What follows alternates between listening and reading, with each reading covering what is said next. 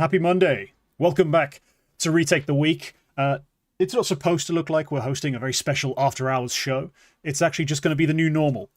The show will be happening outside of my contracted business hours, which is a very weird and new thing for me to have to do, because I haven't been in a full-time job since like October 2024, and even then I was fully remote in a job I was half-arsing. To be honest, like, I was able to do a lot of my work in a very condensed time frame, and therefore had a lot of free time.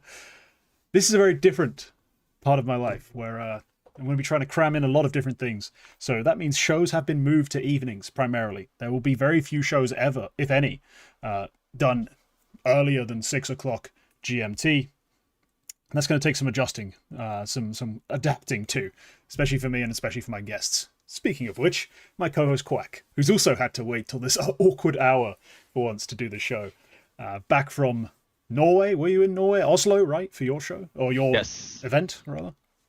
Yes, Gardermoen Airport in Norway is where we were. Yes, we were there. And it was very nice. I have just realized this honestly solves the two biggest problems for me in doing this show. Waking up on time, which somehow you managed to fail despite everything. I won't be late, and now we can drink during the show. If I wanted to drink during the show, I already would have been. I'm not one of these cowards who requires a clock's permission to drink. I will do many things. I will not have a pint at 11 a.m. on a Monday, no matter how unemployed I am. You're not. No, you were in Norway. You're too used to making your Mondays miserable, man. Mondays can be so much better when you start them off with a pint. Norway was great. We were at the Airport Masters, which was this Tier 2 Viereslan. If you pay attention to this show, you pay attention to that kind of event. So I'm sure you've at least noticed it was happening, and it was very nice. It was. Yeah, we're going to retake it later, but it was my debut LAN as a talent member, and that was very fun, and a big learning experience. And yeah, I'll get into it when we actually retake the event. Yeah, we will be doing that. We're doing a lot of the things. But before we get into it, we do have to thank the people who make my channel semi-financially viable, the members. Members pay me money. They get access to bonus content, including the King's Court interviews, the BTS segments, which we just did, one for 25 minutes. Tried not to spoil too many things, including our own careers in that. And then, of course, any VODs of any live streams. Not really a thing that's happened recently, and probably won't be in coming weeks and months. But any other live streams that are not part of the actual shows, they get access to that. And the right to vote on certain things. And, of course, the contributors, who are Excel and Romich, do get access to their own podcast, where they dictate the actual topics and they get to share their own opinions on the actual episodes. So you'll hear me often going back and forth or answering questions directly from Excel, especially in those episodes. So yeah, that's what membership brings you. It also brings me the ability to put this show up on audio platforms such as Spotify and Apple Music. So if you're an audio only person, or you'd rather be an audio only person, go look for my ugly mug on your favorite podcasting platform. You might find it. It's either Retake the Week or just King T. I think I've changed the name over, but I'm not sure if some vestiges of the original name remain. So yeah, that's the sort of up-to-date. That's the update, rather, as I should be saying. Let's get into the episode, because there was a number of things that happened over the weekend, a number of different events of different sizes. There was one bloody massive one in Cluj, Napoca. And this is the event that last year MALs were able to win, which was referenced about a dozen times until they inevitably lost in the semi-final, rather, sorry. They are MAL sports and not NAVI. They could actually make a top 4 if it's not a prestige event. But yeah, Vitality, of course, end up as champions, which was, I think, a shock to nobody, given the way they played in Krakow. And honestly, given the way they played in Cluj. I asked this on the thumbnail. Well, I said it on the thumbnail. Vitality are unfair.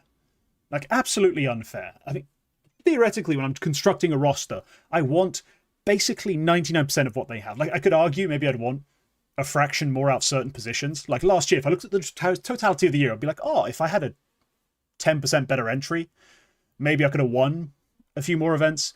Maybe if I had like an IGL who could frag even crazier, maybe something, but realistically, within the actual limits of the game, Vitality are near perfect. We saw in this run, beyond that, like in the playoffs, FlameZ actually outfragged and outrated ZywOo.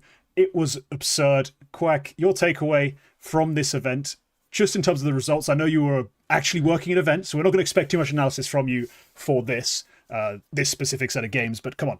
Vitality, are they actually a beatable team? Is anyone right now on the scene, do you think, looking at them just like actually able to challenge this lot? I think it's obviously tough. They weren't perfect. I don't think they were perfect in this event. No, they dropped 2 maps, which is, 1 to G2 as well. No. Like, that's pretty bad. I wouldn't say that Mongolz and Perivision are second and third, and they still managed to go to overtime on a couple of these maps. Especially on a map like Inferno, which I feel like is a pretty strong Vitality map. And yeah, Mongolz was also managed to win one of those maps. So like, and G2, who we as last week said were absolute dog shit. So I think they're still mortal. I think Vitality have always been. Do you know, like, there's teams who are dominant to the degree that you just cannot fathom them losing more than 9 rounds in a map, and I don't think Vitality have ever been that. I think their strength might be that they allow that to happen. They allow maps to get close. They allow maps to be lost, but they have like the mental fortitude and the mental strength to still be able to carry through a series, and to do that every series, and to do that like every series of an event, which eventually leads you to a trophy, like in this case. And I think honestly that's maybe where they're unique, where they're the best at, where they've had a lot of stumbles over the years when they were actually struggling with this kind of thing. When I think they were struggling to close out maps, they were in an advantage in. And now they've learned from those lessons over a number of years, and they just don't do that anymore. I think overall Vitality look pretty damn unbeatable. They do look pretty damn unbeatable. Yeah. Their mortality is there, as it always is. It just doesn't matter, because that's not the point. You can win a map against Vitality, you cannot win a series. Pretty much. That's what it looks like. I mean, since the warm-up, not real event that was Blast, they've looked almost untouchable. And I was just looking up some stats, because obviously, as you decided, they didn't win 4 events they attended in a row, therefore their era ended. Of course, we're now in the next era, which is disconnected and separate, record-breaking turnaround for eras back-to-back. I think Vitality are about to set that record anyway. But of course of this sort of run, since the start of 2025, there are 4 maps they've played more than any other. Inferno, Dust 2, Mirage, and Nuke. They played them each 39 times at least, with Inferno 50. They played 50 maps of Inferno together. Their worst win rate across those 4 maps is Mirage at 66.7%. Like, the maps you have to beat Vitality on 2 of those 4 maps. If you want to beat them in a series, their worst win rate is 66.7%. Nuke is 69, Inferno 78, and Dust 2 89.7%. And this year it's looking, like more of the same, except now they also don't lose Overpass. They haven't lost Dust 2 or Inferno all year so far. And the only place you can really get them with any consistency actually has been Mirage so far. They've played 5 maps of it. They've only won it twice. That's the only weakness they have in the map pool, kind of at all currently. And we all know that that's not one that's going to last. We've seen Vitality play for way too long. Like, they're going to be fantastic on that map, and they're going to keep winning games. So it's not going to be a reliable place for teams to run or run to in the map pool. I think you still want to take them to Anubis, take them to Ancient. But man, they're just not losing those maps either. So yeah, absolutely unplayable is this team, with a fantastic array of stars. And we saw it, I touched on it immediately. FlameZ, the highest rated player in the playoffs for them. This was one of those notable FlameZ sort of runs where you don't, sometimes an entry is just doing dog work, just gets traded, and you're like, oh, whatever. But FlameZ had straight up rounds where he just absolutely bodied people. There's that Inferno round that people will remember where he's playing Parivision and he gets a quad kill defending, and he's just kind of doing whatever the hell he wants. Like, he takes a challenge, hits the headshot, falls back, hits it like a 3-bullet little burst to headshot another guy, dives back through a smoke, gets a flash, comes back out through the smoke, kills another guy. He's just dancing around, killing people, making plays over and over and over again. And you look at the minimap, you're like, ZywOo's not even got to this bomb site yet. Like, even if you get this guy down, there's another guy in the site, there's one guy CT, and ZywOo's not started rotating. How do you beat that team? That's kind of the point where I was just like, all right, I know what the thumbnail is. I know the word that has to be plastered across it in big red letters. This is just unfair. How do I play against this lot? You just can't. You just can't. And that's this entire run in 2026 so far. Without Rops even, I mean, does he have a new car? Like, he hasn't really played a particularly strong event so far this year.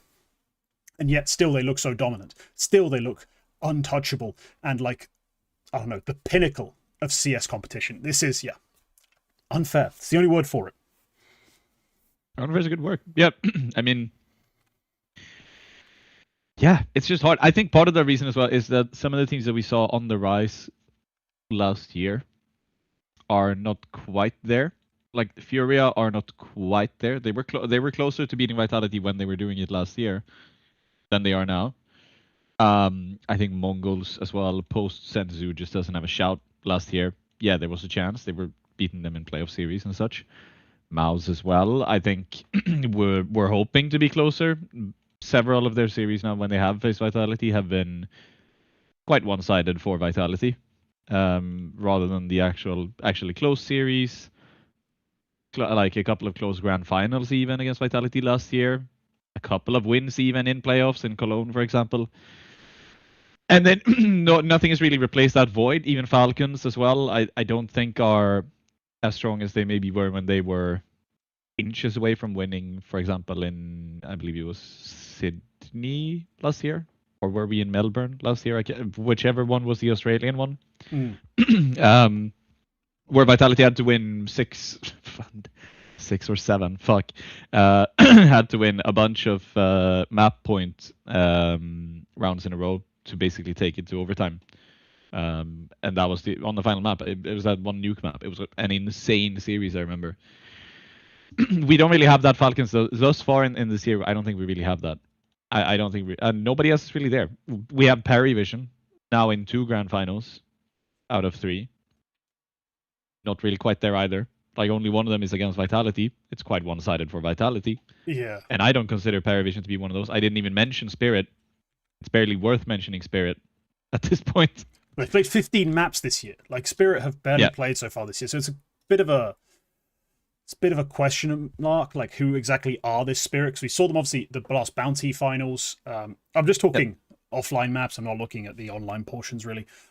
In the offline finals at Bounty, disappointing loss to Perivision. They then go to Krakow, and we see the potential, the threat, right? They smash Astralis, smash NAVI, beat G2, go into the semis directly, and you're like, oh, could this be, you know, the Spirit we've been waiting for, the Spirit we've been dreaming of, with Donk at the helm, finally leading some actual resistance against Vitality? Instead, yeah, no, they go down to an inspired Molodoy, one of his few great series of 2026, because it's been hard to come by so far in 2026. A great Molodoy performance, and without a great Molodoy performance, there's no Furia, which is another separate topic. And then, yeah, they do beat Mouse in a third, fourth game, but gives a toss about that, as we've seen. Like, it's just a throwaway game. Used to fill time. It's a less kind of cringe way of filling time if you're in the arena to watch a third place decider. Otherwise, it doesn't really do much for me. So yeah, we haven't really seen Spirit play. If they were really hot shit coming into, you know, this year, if they'd won Bounty like they were doing last year, if they were able to, you know, at least play the grand final of Krakow, we'd be like, oh, we have the challenger, we have that second place team, we have that team that Maui Snake described on, I think it was Hot Take Point Made, where he talked about Vitality needing a rival, an actual rival, like one that historically people can point to and be like, this team was also so great, and the fact that Vitality beat them 9 times out of 10 instead of 10 times out of 10 will be a significant sort of point in Vitality's favor. Instead, yeah, no, Spirit have not proven themselves to be that consistent challenger yet. As I said, we haven't really seen them play, so we're still waiting to see that team emerge, if there is going to be one. As I said, we're talking about Vitality in these sorts of terms. We're yet to see a good ROPS event. Like, he's a 108 for this sort of this 3-event run that they've had, or the 3 events they've played. They've not won them all. He's been a bit of a passenger this entire time, just kind of waiting for his moment, or not seizing it if there was one presented. And so we're talking about a team not even playing at full power. Like, technically last year you could say they're like 95% power. You're missing like 5% in terms of like that flamesy output we're seeing right now, we're not even seeing them at that point this year because Robs has just fallen off, and Robs was a very key part of their win conditions last year. So yeah, we'll see. We'll see what they can do beyond this point. But in this event, you know, the grand final was a one-sided grand final. Paravision were not a real threat, and Paravision don't feel like they can pose a real threat. They're a difficult, sort of punishing team to play against, you know, in terms of their style. And as a matchup, they can be tough for certain teams. I think for Falcons, they're going to be a matchup problem for the entire year because of how sloppy Falcons are and how much Paravision can punish that. But against Vitality, who don't make a bunch of stupid mistakes, you have to be able to play just good tactical CS and hit your shots. Paravision lack the firepower to really keep up with them. And they honestly, they don't even have the strat book, the complexity of like tactics, all those sorts of ideas properly figured out to match Vitality on that front either. So they're on two fronts overwhelmed. The Mongolz semi-final. Whilst Mirage goes to OT, I don't care. Like just a landslide in the end. Mongolz really not presenting a threat. And Aurora, as a playoff run starts with an Aurora game that went further than like a 13-5, 13-5, you know, I thought there was something there. Either with Aurora playing better than expected, I thought maybe I'm giving Aurora credit, or I think Vitality aren't quite there. Clearly, I have to just give Aurora credit, because what happened afterwards proved that Aurora actually did just give them a good game. Like there was no weakness really to Vitality's performance. It was more of an Aurora thing. So, no, Cluj Napoca was a tour de force, and it's one of those terrifying things where it's like it's not even Krakow was primo fucking Zywoo, like obscene shit. This event he was. In playoffs, he was, good. Pretty damn good. Yeah. Like, for most players, it'd be their peak event, but it's Zywoo. And FlameZ just dumpstered people. So I'm like, I'm almost mad. I'm almost mad they're this good. Like, we thought coming this year, maybe there'd be some reprieve, but instead, they're back at it again. Clearly unhappy with how the second season of last year went, and they're just proving that there's no real challenger. No, it's just... is there... Who do you think actually dethrones him eventually? So that's what we're getting into now, I think. That's the thing to talk about now, is the rest of the scene. Like, let's do some dissections. So I'm going to just introduce this premise. We're going to look at the other top teams, see who's already got something going, like something brewing in their roster, talk about some other teams in terms of like a few quick moves they can make to really get themselves back up into the sort of challenging conversation if they weren't there, get them up there. Because right now, as we said, the best team in terms of, I think, pound for pound could have a chance to upset this Vitality is actually Spirit. And that's not just because of the head-to-head between the two. Because you can argue like a team like Falcons, a team like Furia has as good a head-to-head or even maybe slightly better in terms of the head-to-head. Because, you know, Furia historically, when they were playing really well, they played really good tactical CS. They also had a number of different ways to threaten with terms of where their firepower comes from, with Yekindar, with Molodoi, and then also with a very different Keserato. Like it's an odd team for them to play against. Falcons, raw firepower is just there in abundance. They can challenge them. But Spirit, the reason I also have Spirit this high is because Spirit, when they're on form, typically smash everyone who's not Vitality, right? Like when they had their great events, when they have their challenges to Vitality, they do tend to take care of business against the majority of other teams because they have Donk, because they don't need to have the most elaborately well-called T sides, because they don't need to have perfect CT sides. They do have a couple other individuals as well who can step forward. I think they're the team that's going to be able to most consistently, if they get rolling, most consistently make grand finals. And by that, you know, by extension, just need a couple of them to go right in terms of Donk giving us his output and someone else even coming close to matching him, and they'll be able to upset. I think that's why Spirit are my first sort of port of call when I talk about a team to upset this Vitality sort of dominance, maybe break the era. It could be them. But otherwise, no, I don't think there's a whole lot of teams who have it. It's either Vitality, like they did in the second season, step down, or someone has to make a change, or something has to drastically improve that I'm not expecting. With that in mind, shall we begin with Falcons?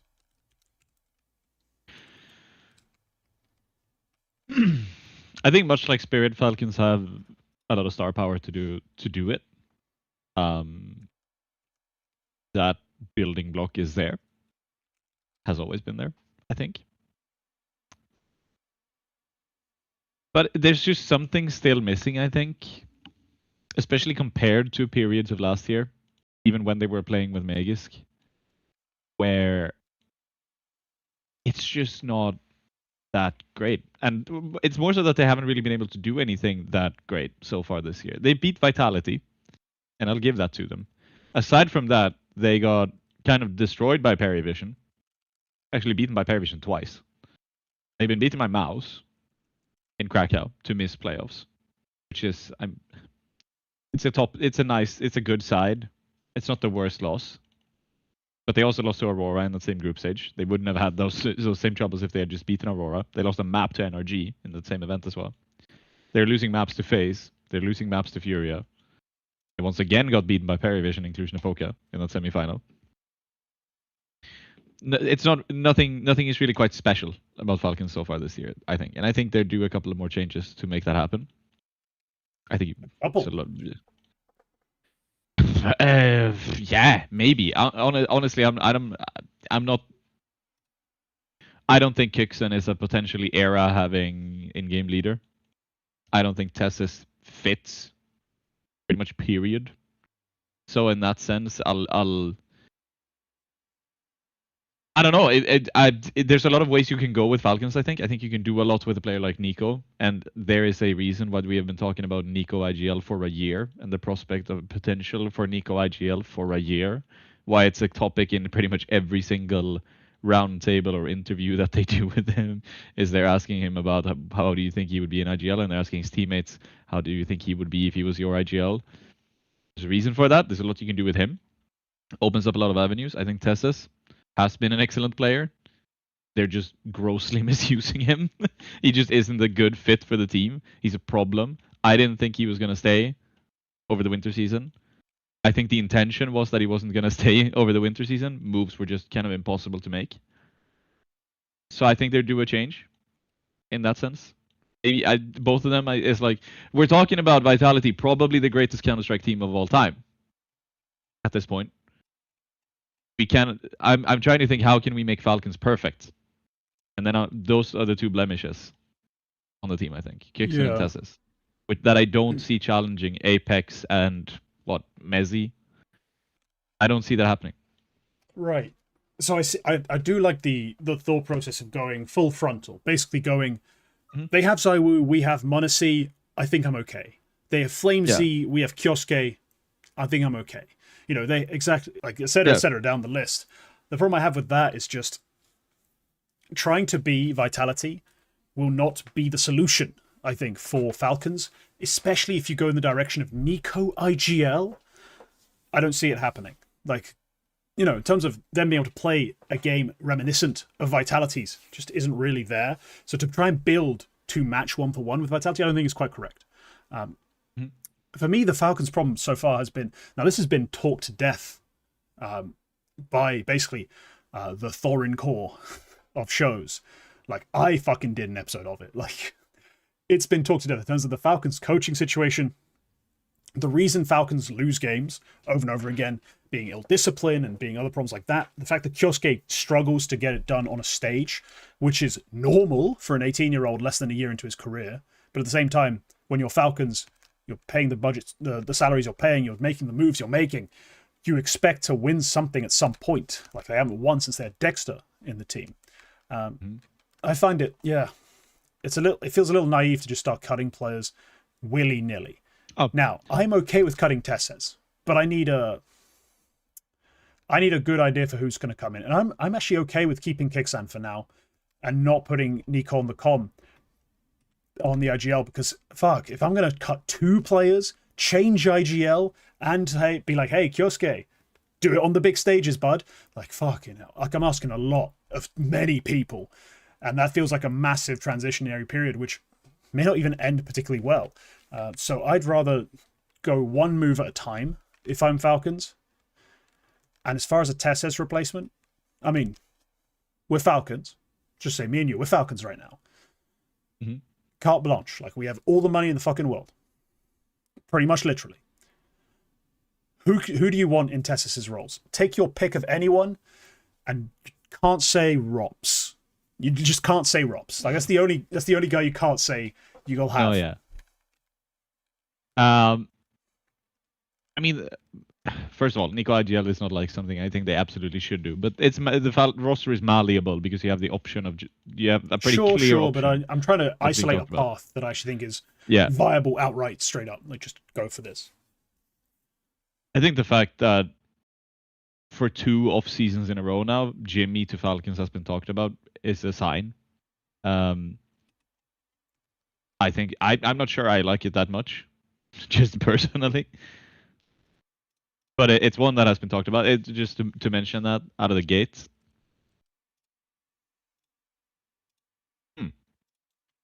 I mean, Bit as well is a player who probably maybe I'm not sure if it's 4 Tesses, which is where I want him.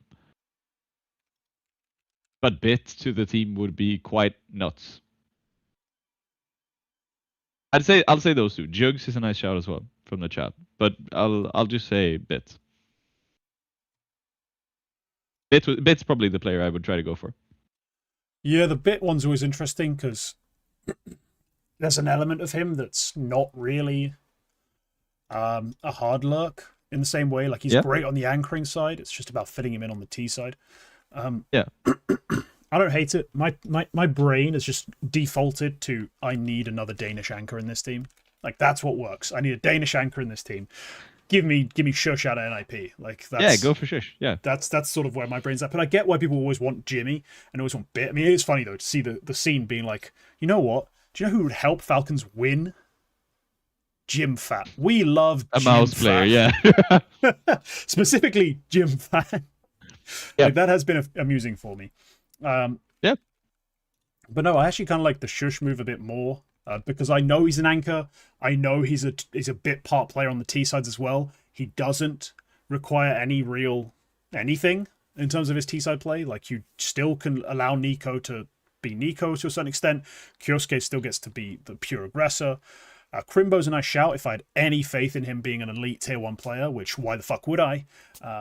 Didn't you see him in Krakow? It's not enough by a long shot. I'm not just going to delusionally believe in it. So I need players I'm watching play right now. I'm going to be honest. I don't like the idea of anyone else. But yeah, it has to be the Tessa's replacement, if anything, right now. Because otherwise, I think it's just too many moving parts, and we're giving away too many tournaments. Furia, they were posing a threat last year. You know, they had those events they won, not all of which were particularly elite, but at least there were some tidy titles involved in that as well. Mm-hmm. What's going on though? They've just not looked very well. They've not looked bad this year by any means, but for my money, they look dodgy. Is the best way to put it. Like, just I can't predict what I'm going to get from them. Like, how do we make this team more reliable, more consistent? Can I frame this when I ask you as they were good last year. I think you would say they were better in parts of last year than they are now as a team. Do you think they get good again, just as they are, unchanged? I think they should. Because I don't have the feeling that the Furia roster, any part of it, has run its course. Like, it's not a Dupree in Vitality or a Magus in Falcons sort of situation where I feel like, yeah, okay, no, you aren't getting better with this player. There's no player on Furia. I think that is the case for not just yet anyway. So I don't see an obvious change. If you're making a change, it's more like you were never good enough. And we found a clear upgrade. I don't have that in my mind right now. Yeah, I see the problem. And for me, the takeaway I currently have with Furia is I actually don't have a clear diagnosis beyond the fact that I think Molodoy is too important to them winning games. And he's too inconsistent to be that important. Like, this was always the case with him, that he took very high variance fights and took big risks. It's part of what attracts me to him as a player, because I like that play style.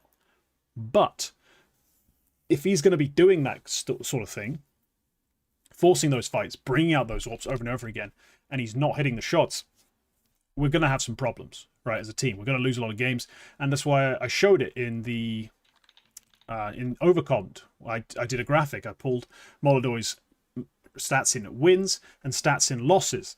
And in wins, he played like an all-time great AWPer, plus 3-point-something% swing, 0.85 or 0.86 KPR, truly elite stuff. And in the others, it was an absolute catastrophe. It was like 0.57 KPR or something, and -1 or -2 swing. Like it was genuinely bad.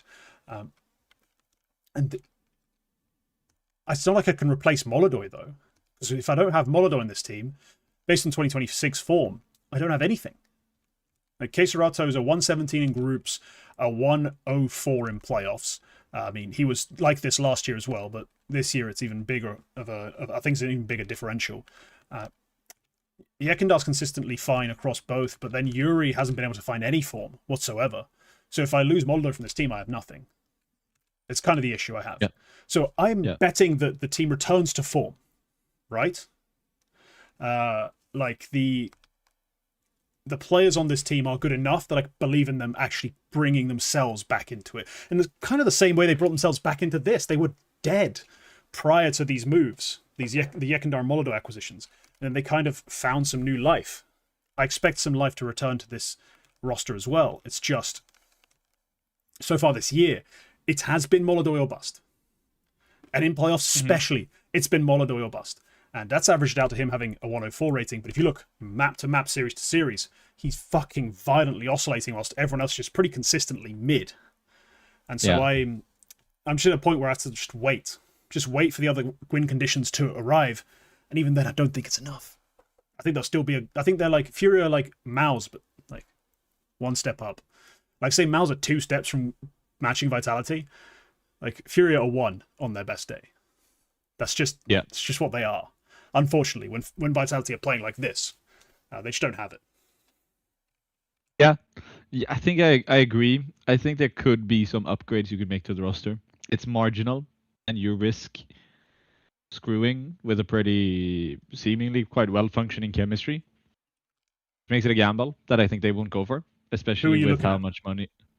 I'm looking at somebody like Yuri. Like Yuri, I don't think Yuri is the best player in the world in this role. I don't think he peaks as high as a player in that position could. I think as good as Queserato is, I think maybe he is the one player who might be reaching the back part of like the prime of his career. I could see Queserato at some point in 2026 like declining over the course of the year, eventually reaching a point where you might want to replace him with somebody. Not sure who, but I could see that. But I'm not sure I have names outright for that, which are viable, and especially considering the money that's available. If I'm going to make a prediction, what I think is going to happen, I don't think Furia are making any changes until Fallen retires, because again, you seem to have a very good thing going right now. You have like Fallen, Yuri, Queserato. I think that's, or at least Yuri and Queserato is the chemistry I don't want to screw with, and Fallen as well in that, being Brazilian, and then like simultaneously Fallen, Yekindar, Molodoy is another little core that I don't want to screw with. And add to that, whatever transfer you make is probably going to be like close to $1 million. And add to that, you have no guarantee if the team is actually going to be better, even if the pieces pound for pound are. That's not going to happen. So we're just sitting on our hands until Fallen retires. Till Fallen decides the team has to make a change because I'm gone. There will be no real significant upgrade to be made, like until then. Because you're talking about Yuri. I mean, Yuri last year playing the 4th man on the team spots was a 104. You're like, that's pretty damn good. Like that's pretty acceptable, pretty tolerable for a support player. It's tolerable. That's the thing, though. But there's no like role player Brazilian or role player anyone that I'm just like automatic would put in all of Yuri's spots and be better. Especially not, again, as you mentioned, with the chemistry thing. So no, the changes are not apparent. They're not obviously apparent. No. I would just wait, see if you can put together a miracle run, a feel-good miracle run, to maybe get another grand final that's close. I don't think you actually win one unless Vitality again step down. But you can definitely play some better CS than they have so far. Yeah, like give it some time. Maybe some backstage staff kind of changes that could be interesting. That could affect the team. Eventually, you're going to reach a point where Fallen leaves the team and or retires. probably retires. Like as many times as Fallen has said, "Oh, I'm gonna retire in this team. This is my last team. Whatever." I think this is his last team. You're gonna reach that point at some point, and that is gonna screw up the entire team. You have to replace him at that point. At that point, they have bigger issues than having a near perfect roster, and you know, having to make individual upgrades to tweak it. At that point, you're looking at, okay, we have a pretty big fall off if we don't address this properly right now and restructure the team into something that is as good or better. So just wait for that. I think he said it again as in 2022. He said in Imperial he would only play for 1 or 2 years, and Imperial was going to be his last team. Now he's on Furia, and I think he said the same thing. He said he's going to play for at most 2 more years, maybe only 1 more year, and then he's done. This time I think it's real. So right. Yeah, no, he is. Yeah. There, isn't he? No, yeah, but like, yeah, it's. I think he can also, unlike in Imperial, I think this time he can be satisfied as well. So that's a small side tangent, but that's like you're fine carrying on until then. You can probably win some trophies. You can probably Molodoi is probably gonna develop during that point. If Molodoi alone is as important, as much as Molodoi is important to their wins, well, what if he just is better more often because he develops as a player? Like, yeah, then you're winning more. I mean, it would be nice then to. It'd be nice for Case Rada to show up in every playoff he plays, rather than 1 in 12. But hey, here we are. Can't have everything in life. He'll skate by without critique. Furia's a closing player, and no one remembers they exist for some reason.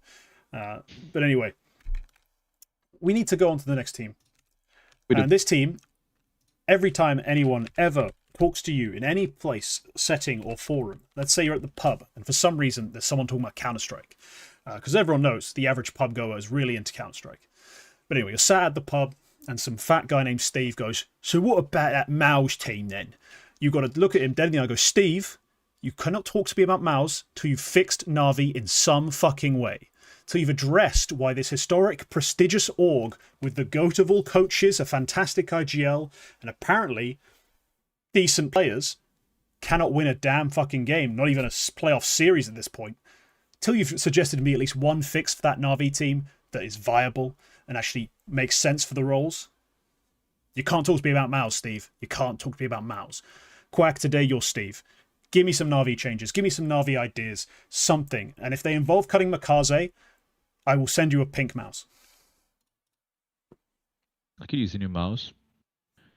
No, I don't have one. You don't have anything. No, this is the one maybe where I feel like just the composition that exists has run its course. I think that maybe like, yeah, okay, we've found out how good this lineup could be as is. We've definitively found that out. And we can either be happy finishing in the playoffs or near the playoffs or top 4 occasionally, or we can make a change.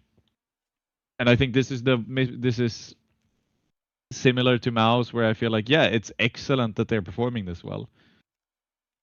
But I think maybe we have squeezed what we could out of the players that they have. And we can either be happy continuing to do that, or we can make a change. And I'm not sure I would want to make a change. I think I would be happy keeping on. But I could also see that, if you have a winner's mentality, you wouldn't want to do that. But anyway, on NAVI, what moves could you make? You couldn't have a better offer. There's nobody out there who I think is available to NAVI who would be a direct upgrade and wonderful. Like, have a better offer would be to have Molodoi, Munisi, Zaiwu, or maybe Shiro. And all of those are obviously impossible. I don't think Makaze is a problem. I don't think you could get a better player than Bit. There's a reason why I put him on Falcons. Because he's just very good where he is. Ima is fucking Ima. Can you not do better than Ima? Oh yeah, you can do better than Ima. I'm not sure Navi can do better than Ima. Like, really? Come the fuck on. Come the fuck on. You don't think Navi can find a better talent in the scene? Someone to change up their profile and look like a more dangerous team, like a dangerous player than Ima. Come on. Are you Romanian secretly? Like, fuck, like, this is the sort of cope I see from literal Romanians / the type of comments I get before I get fucking sent abusive messages on Twitter. Like, you gotta be kidding me. You don't have that much faith in Ima, do you? No, I don't. But like, who? I'll I mean, take talking about half of Navi Mal's fine. NXT at this point over him. Like, what do you mean, who?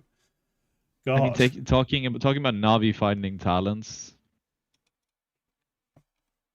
They need to I'm find way them. too They tired. need to use their money to No, acquire them. talk about Navi finding talents. I'm way too tired to figure out if this fits where Imma plays. But Demon, Lonix, or Jugs? Yeah, you can get Demon. That's a. Yeah. Well, you could have had him years ago. Just he was in your academy for all these years, Navi. That's a whole joke in itself. But Yeah. yeah, no, Demon for Imma makes perfect sense. Honestly, the place where I'm at with Navi is that I am this close to just saying fuck it. You could make a case for, and now I'm a fan of Makaze, but you'd have to get rid of him for this, is just go Ukrainian. Yeah. Because your place in the rankings is going to keep slowly sliding. I don't think beta are ever going to be much lower than, like, in VRS terms, like 15 to 25. Taking the bait core under your wing to lead them in like a new, Ukrainian Navi era. I'm not saying you'd immediately win events and challenge Vitality outright, but you'd at least be more interesting. And it does mean you'd keep a hold of Wonderful, which is a bit of a confusing sort of place. Just because, we don't really rate Wonderful that highly, but we also believe he's pretty damn good. This year's had terrible form. I believe he's going to be better. I think that's an option, but the obvious move is find any talented rifler and put him in Imma's shoes.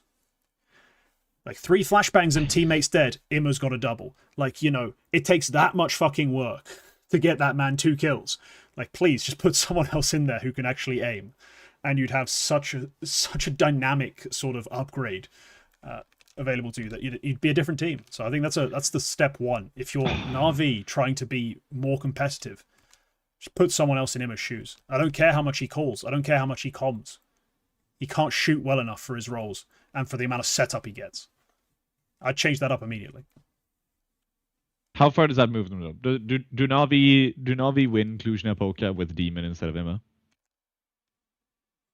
No. But we've gone beyond the teams who can actually beat Vitality at this point, and now we're just upgrading everyone. Just fuck it. Like it's impossible. For the rest of the year. For the rest of the year, do Navi make at least 4 grand finals with Demon instead of Imma? They've got a better chance to. How much of a better chance is a different question. Because yeah, that's what I mean. How much is that? Because after that, it's luck, right? Like it's in terms of the bracket, how it shakes up. If you're Mouse and you play Vitality in a semi every fucking week, you're not going to make a lot of grand finals, are you? But if you instead play Furia, Spirit, Falcons, Mongolz, you've got a fucking good chance of making 4 grand finals with an actual upgrade in that spot. So that's why I don't like that that's what I mean. projection. But it's an actual conversation. Currently, they don't make it past the quarterfinal. Like that's just not even a conversation. Yeah, they don't look capable of beating anyone. How much better do they actually get? Is my question. That's why I kind of threw up my hands. Is because 15%. They're no longer irrelevant when it comes to top 4 discussions because there's just no shot unless they get a completely bullshit quarterfinal matchup. Right now, this team doesn't look like they can make any top 4s. Not a single one. Fair take. I'm just kind of like why I kind of threw my hands up at him is because I don't really consider him or his inability to get more frags than he does a load-bearing part of this team in that sense. Given the amount of resource they put into every one of his fights, you free up a lot by getting someone who either does more with what he gets or asks for less and gives you the same. I think it'd be a huge difference. It'd be a massive shift in Navi's team. Yep, fair, yep. All right, Mongolz. This isn't so much to say we're not going to start plucking them apart. It's more just a conversation piece. We saw Cobra Zero. We saw how he played. Do we think there's a chance Mongolz power up into this year and actually take on Vitality properly? No? Just no, there's no chance. No, I'm saying fuck no. And I'm not even a Mongolz hater. I love them. I love watching them play. And I think everyone on this team is honestly better than the way they're performing at the moment. Like, pound for pound, I think we've seen that all of these players can hang or have even hung on like a top level. But I just don't really see it happening right now. And I think part of it is just a lack of... Part of it is that, like, what change would I even suggest? Yeah, because as much as this is... change, is it? As much as this is just a Mongolian grandmaster in chess and another very good Mongolian coach who found 4 players nobody knew were any good or like they were very cracked, as every Mongolian player is, made them very good, and like made a good team out of them, and managed to go very high, go very far. I don't think that's a strategy which is you can't just you cannot just say, oh, but just sign Tikwak, just sign whoever the fuck this is. Don't just sign fucking whatever the fuck. What is his name again? No Christ. Like, you cannot just throw random Mongolian children into Mongols and hope that Blitz and Mara know what to do with them. Because I think since they cut Senzu, they haven't known what to do with the random Mongolian children they have. Because let's remember, even now, Techno, 910, and Mizinho, and Cobra Zera are random Mongolian children. And they aren't really doing that much with them. Why would it be that much difference if you put in a Tikwak, if you put in something? I think Mongolz was a beautiful thing that happened in 2025, and then it ended, and it's not going to happen again. is what I think happened. Well, the pinnacle of what they achieved wasn't exactly impressive, unfortunately, either. Just to be incredibly pessimistic and negative. Like, they didn't exactly blow it out of the water. The reason I think this is an interesting team to talk about, though, is that Cobra Zero showed us why he was signed at Cluj. Mm-hmm. Like, he showed, because I'd watched him as a prospect, right? As a prospective future, like, competitive tier 1 player. Like, I'd just hypothetically, like, as a younger guy in the Mongolian scene. And I'd looked at his aim and I was like, fucking hell, he's cracked. I said it on this show as well. It's like, he might be a better aimer straight up than Senzu. Like, he is maybe more cracked than Senzu, just less of a star currently. He flashed that a bit against Furia. And Mizinho's 18. 910's so far playing his best year of CS in terms of, this is the most events he's played in a row with a green rating in years, probably. I think they've got this sort of permanent just danger about them. Like, where you cannot know if this is truly actually the plateau. Like, we've seen it before when they were Senzu. The Senzu team's like, oh, is this the plateau? Gatekeeps of the top 10. It's like, oh, no, is this the plateau? Top 5? Then they briefly entered a stage where it looked like they could win events. And that was, of course... They did win events. Yeah, they won an event. It was the Esports World Cup. And they managed to get a very generous bracket all the way through to winning the event. Like, they...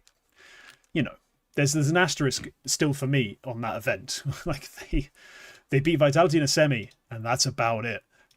They played a best of 5 against Aurora. Like, it's not like they went against the sort of things you would see in the majority of big events, where you have to face like a Spirit and a Falcons, or a Falcons and a Vitality, or a Spirit and a Vitality. Like, they didn't play big boy after big boy. They played Gamer Legion, 3D Max, and Aurora in 3 of their 4 games. So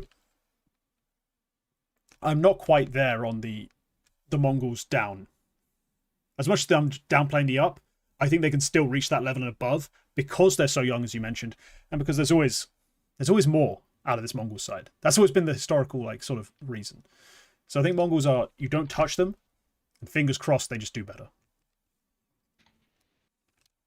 Yeah. I just don't think they will.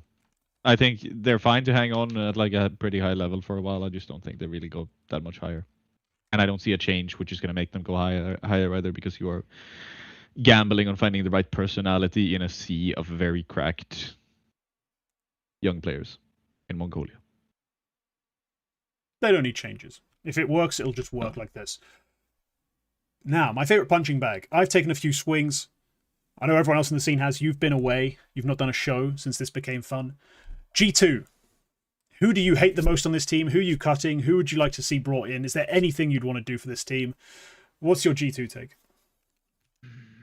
I don't like Sun Pius at all. I don't know where he goes wrong or where he went wrong, to be honest, because he was good on ends. I think he was quite deservedly at least a top 10 player in 2023. Maybe 6 was a bit too much, but quite deservedly that. Where did it all go wrong? Why is he now shit? I don't really know. Actually, no, I kind of do know. I do think it's because he's kind of a system guy. He's kind of a system hopper. And he was always very, very much taking advantage of the system and the structure that movie star writers had, and was able to take advantage of the system and the structure that ENS had with Snappy. And he hasn't really had that same strong system on, of course, Falcons, not even quite heroic, and definitely not under Hunter. Maybe that is it. But whatever the case, he's not good enough. And they have a guy on payroll who is significantly better. You probably can recall cheaply or without cost right now. just go for it. No, but that's a cheap ass answer. I think they have a rifle core, which is to me just a little bit of an enigma, because I've always been like Mob's MD is not performing as well as he was supposed to, but then I did, and like Heavy God it's like the HR meme, the one sexual harassment or whatever the one on the phone. Hello HR. It's like that. One of them is Mobs and one of them is Heavy God, because Heavy God I think is beautiful and he's amazing and he's played very well. And then I think Mobs is horrible for the roles he plays and he's the reason they're losing. But then I did see the dual swing graphic posted to your Discord earlier today by Luz Raposa, and I was like, damn, all right, Mobs actually gets slightly more done than Heavy God, despite being equally, like, having equal resources by that estimate. Yeah. And it did kind of change my tune, to be honest. I was looking at it and I was like, I might have been wrong about Heavy God. This is something I've fucked around with a lot. It wasn't based on this kind of data that we saw in my Discord. It was more based on my general takeaway that Heavy God was getting too much praise, too much hype, too much credit for being in the worst position, like possible positions, despite just getting to bait everyone on T side. Like, that's not a terrible spot. He's only an anchor on the CT side. He's not inters, right? Like he does get some priority, some privilege. I just thought I didn't expect that, honestly. But I've just thought for a while, like, the way they looked in 2025 was just problematic with the way they played, the style, like the things Malbs was doing was just sometimes perplexingly dumb. So G2, yeah, I'm in agreement in a way where the obvious easy answer is just cut Sun Pius. I don't really like still Hunter's fit as the IGL of this team. I feel like this is a team that could do with like a swap. Like if some org wants to do something where they trade their IGL to G2 for Hunter for some reason, I feel like that's on the table and is incredibly viable. Potentially both teams, depending on how that other team shapes up. So I think there's two options that are actually worth discussing. One is if for some reason Falcons go the Nico IGL route, just swapping Kixan and Hunter, just for chemistry, for things like that, viable. It's not bad. It's not perfect, but for G2, getting Kixan's huge, I think. And then, of course, Kixan has worked with Saw before as well, unless I'm going crazy, in Heroic. Yes. And then the other one is actually Maus. If Maus do the whole Xerxian IGL thing, which everyone is obsessed with, I'm not saying I love Brolands and IGL. I'm just saying if you want a guy who's actually going to be an IGL and play like one and give up all the space and maybe is very open to the role and wants to be molded some more by a great coach, I don't hate it as well. I don't hate it in concept. I do think some of Maus's T-side issues have been overblown historically, and especially in terms of laying the blame at his feet specifically, has been overblown. So I would be okay with that as well. I think that's the way I see G2 potentially getting better. Opening up more resources for the riflers by switching out Hunter, but also probably improving the calling like overnight by bringing in a guy who's just been IGLing and isn't whatever Hunter is. So that's kind of my take on G2. It's a bit of a weird one, but I think that's the way to go. Can I ask, could you see Kixan coming in? Oh, sorry, that was a very stupid question. I was going to say if he could come in for a different player in case you want to keep Hunter for anything good, but honestly, then I thought about it for another second, and all three of the other riflers are just better than Hunter, whatever you want him to do. So pretty much, like there's an argument for him instead of Matisse, and the idea is like if you just get more out of Malbs, more out of Heavy God, more out of your AWP position, you don't need Matisse. You have Hunter in those spots to add the veterancy and the experience and the stage presence. Like he's always been, he's big game Hunter. Like maybe that'll help. I don't know. I don't really think so. I think you're right. Just keep the more skilled players. Yeah. Finally, It's more of just a check-in. I'm starting to cut the team in red with the pointy little ears. Let's talk about Aurora. Are we happy with the Soulfly move? And also, does this move actually has this actually changed anything in terms of how we think of Aurora, how we see Aurora going forward? Like, what's the vibe? What's the energy with Aurora? I see them a bit different. I thought they wouldn't hit the ground running in the same way that I think they kind of have. The results aren't horrible. I thought it would be much more of a slow start for them before they got wins that I would actually respect. But they've had the odd game here where, you know, they're still making work of teams like Pain and Bait. They're not falling to them. Astralis as well, even, is not bad, to be honest, considering how well Astralis were playing in Cluj in the Swiss stage. They beat Mouse once. Good job. Like, that's not bad. Not at all bad. You did it with Aurora. Or you did it with Soulfly, even. It's not bad. It's not horrible. They're also sort of a little Mongolz-y where maybe I'm starting to wonder what is going on. Who is actually improving on this team? And who is declining? And I don't think Woxic is improving. I think Centaurus is probably not improving.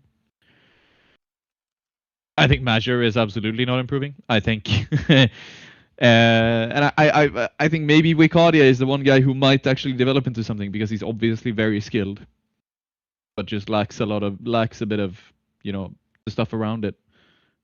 That isn't just aim and shooting. So it's him and Soulfly, I guess.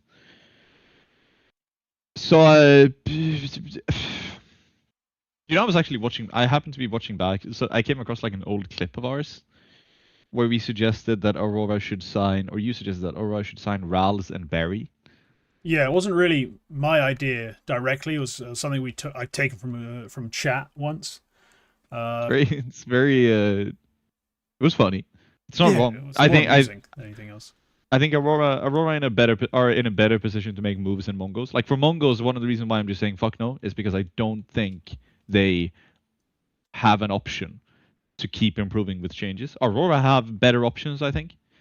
I think you have a lot of players who have international experience on here, such as Woxic, Soulfly, Xantares. I think Wicadia has never played on an international team, I think, but he's more viable as far as I know. You have the option to go for a significantly better in-game leader. You have the option of replacing your Opper. You have the option of replacing, if you are unhappy with how Soulfly performs, you have the option of replacing him. When Xantares is due for a replacement, then you can replace him as well and start building. Maybe you start building around Wicadia, or if Soulfly is still around, you can start building around him. That's for way in the future. But for right now, I'd probably just buy. They don't need changes. But if I'm Aurora's manager and I say this is enough of this playoff run, we're gonna either start challenging Vitality, or we're gonna do nothing. We're gonna leave CS. We're gonna do one of those two things.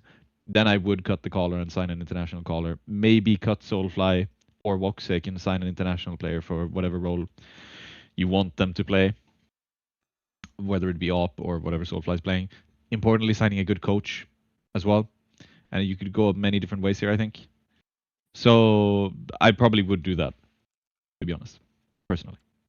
Yeah, the problem is still, as I've mentioned, every time I've addressed the take, the team doesn't really want to change in terms of overall style and approach. And yeah, I'm just kind of going to be like real. This is the team I have the least amount of hope for. There's no like Mongolz-esque, like, oh, give it 6 months. You never know if they could reach a new plateau. No, this team is fucked. Like, they are just bad. Yeah. Like, they're just bad in that sense, where it's like they're hard stuck. And beside, you know, a Xantares, Wicadia, Woxic miracle run, like, you know, playing insanely well and dragging a team through some stuff, they're not going to do a whole lot better. So they're just who they are. And who they are is 5th to 6th on a good week. That's about it. I don't have a lot of faith in them being able to make deep runs. I mean, Soulfly showed flashes, and he's had, you know, big series here and there. You're like, oh, if he provides extra value out of the roles he has, maybe they can take. No, No, he's a willing soldier, and I'll give him his credit. He's got decent aim, and so he's made a couple maps happen. He's not going to magically just change everything up and, make this team legit. Just not going to happen. So, yeah, that's Aurora for me. They're just who they are. Maybe 10th in the world, maybe 9th. Good run or two, maybe 8th. About it. And I think here the obvious answer lies outside of Turkey. Just go for somebody else. Yeah, but that's, again, not going to happen. It's just not going to happen. No. Do you know who else was happy not making any changes for years and absolutely fell out? Two of the greatest teams of all time, NIP and Fnatic, the Swedish rosters. They were perfectly happy carrying on with the same talents for years and years and years and years, and they just didn't do anything. To be fair, they did on a couple occasions try some stupid shit, and it went horribly, and then they went back to the original rosters. Though. Yeah, they went back is the thing. You got out and you went back. I'll give Wenton, the worst named player. Yeah. I'll give a little bit of credit to Fnatic for actually having a decent time towards the end there. But anyway, whatever the case. What kind of nickname is Wenton? Wenton? I just remember, sorry, that was one of the funniest periods in Pro CS. It's just Fnatic needing a player and signing a guy called Wenton to be their bitch. It's the most butler-ass name I've ever heard. If I ever get the chance to sit down with one of those old Fnatic players, just in a very casual chat, I will ask, why did you sign Wenton? Because he was the GOAT on the Danish team Farn Jævlar. It's a real thing he did. His play with that team. Yeah. So, Lord, just a strange character. Oh no, man! It's just just trying to relate to Fnatic 2015-16 for roster moves is dire, and that's where Aurora kind of have ended up. So yeah. I don't think they're going anywhere. Let's move on. No, they're not going anywhere. Yeah. There was another event this weekend. Some of you might have tuned into it. I don't know why you would have. I guess maybe because there was someone on the comm somewhere who might have been able to provide some entertainment value. I wouldn't know. I didn't watch any of it. There was the Eastplay Airport event. Was it Airplane Masters or Airport Masters? Yeah, or DE Airport Masters even. It was named as a map. We just only one guy on the crew actually called it DE Airport Masters. An interesting little event. Talent. Yeah, a VRS event. Let's put it that way. Because this is sort of land that can exist now through that process. You were in attendance. Talk us through it. Just talk us through every detail you have. Because parts of it were not HLTV covered. Parts of it were. Ascend won it. What the fuck happened? Everybody was quite upset that not all of it was HLTV covered. I will start, at least originally, and then after seeing the results, I'm pretty sure Semperfi and Boss were quite happy that their games weren't covered. But anyway, I was there. I was one of the casters, part of one of the two caster pairs that we had. It was my first LAN as a talent member, and it was very fun, and I enjoyed it very much, and it was amazing. And thank you to everyone on Barstool, first of all, for making it such a joy. But yeah, this is a LAN. Basically, the context of it is that this is a project that Medisport, and in collaboration with the airport hotel, their Thun Hotel, basically had this concept because they have this giant conference center at the airport hotel, which is where the potential there is fucking huge. You could cram thousands of people into an event here. But they basically had this idea for let's make an expo a thing. So they had this thing called Landing Zone, organized by Medisport and Thun together. And they were talking already next year's edition is being planned and is going to be expanded. They were talking about how big it could be in 2030, and they were talking half a decade in the future. And it was that was very, very, very cool to hear that they had those plans. But anyway, part of this event was also this CS event. There was also a Smash tournament. So there was some esports present here as well. And one of the main attractions was the CS event, which was Airport Masters. So the entire thing is slightly airplane themed, slightly airport themed, and that was part of the concept. And it was a very fun time. We had 14 teams in attendance. 3 of them were mixed teams, which I won't mention. But we had Medisport, Ascend, Lil Mix, Phantom, Rethink, Young Ninjas. Actually, I think made their competitive debut with their new roster at this event. Boss were there, Semper Fi were there, Infurity, which is like a Norwegian local team, were also there. And then the 3 mixed teams, which are not worth mentioning. They came last place, except for 2 of them came. They all came in basically the final last positions. And it was very fun. Ascend won the event. They actually played really well, I think, for the entirety of the event. I think Medisport also played very well up until the final. Oh yeah, ÅB as well, AAB we had there as well, the Danish side, who also played quite well. It was very fun to see this event because we actually had some like actually interesting games, some actually interesting rosters, and it was just a very fun experience. Talking about the games briefly, the one team I thought was most interesting to watch, honestly, was probably Young Ninjas, because they were actually really good. I think they actually played really well, and they actually had some really interesting stuff, some really interesting players, some which I will mention later. And I was actually like, okay, like especially talking to them and finding out like what the vision for the team was, what the plan was, and all that. It was genuinely like, yeah, nice. And watching their games and putting that into context of it, yeah, nice. This is a very nice team, very interesting side, and I'm honestly quite excited to see how they develop over the year, because this is a team that I think could once again go back to being up there with Mouse and Spirits academies, for example. So that was pretty cool. That was pretty cool to see. Also, Rethink, I thought were very good with their new player Chucker as well, young guy. They beat Phantom in the group stage, which is how they and they beat Boss as well. But they beat Phantom, which was one of the games that we were casting.